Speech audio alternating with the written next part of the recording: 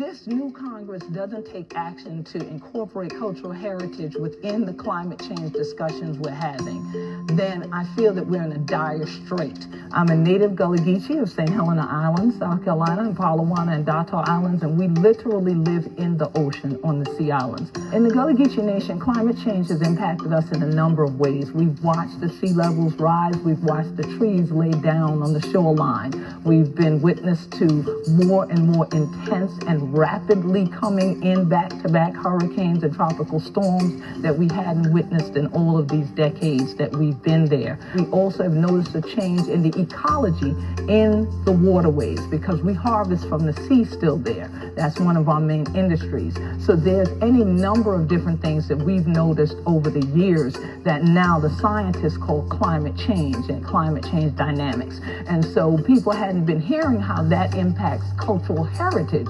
And that's critical to us, that you don't just look at ways to try to figure out how to save the creatures that are in the water or the creatures that are in the woods, but what about the human beings that have to live in balance and harmony with those creatures as well? So it's very important to us because our culture is inextricably tied to the entire environment.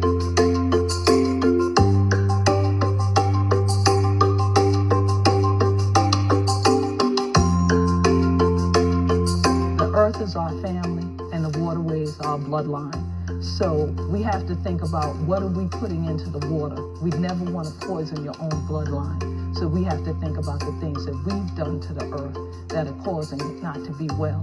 And we need to reverse that so we all can heal. So that's what got me engaged and involved. And that's why I'm so passionate about this issue. And I believe we can change the climate of the world if we all work together. So it's all about protecting our oceans for me so that we can continue to have the cultural legacy. Because when one culture dies, another soon follows. So just because you may not be a sea islander, you may not be a coastal person, it doesn't mean you shouldn't be concerned. When we talk about water, our bodies are made of water. So we should know that all of us as human beings are always tied together and there's a flow that we all need to get in together.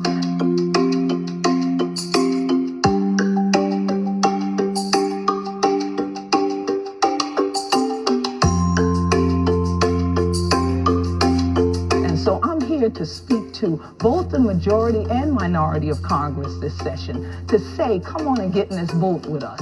Let us float together into a sea of understanding that this is something that if we don't work on it, the world's going to work on us. And I think we've worked on the world long enough that Mother Earth is speaking back right now. You better listen to your mama.